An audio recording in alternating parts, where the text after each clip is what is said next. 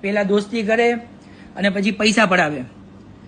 દોસ્તી ના કરે તોય તે એવું કે આ આવો છે ને તેવો છે બરોબર. આ હું તમને બતાવું ને 2021માં એનો મારા ઇન્સ્ટાગ્રામમાં સામેથી મેસેજ આવ્યો હતો, હાય હાય. બધા એવું કરે અને ગામમાં હું બતાવે, હું કોઈને મેસેજ નથી કરતી. હવે તમે આ જુઓ,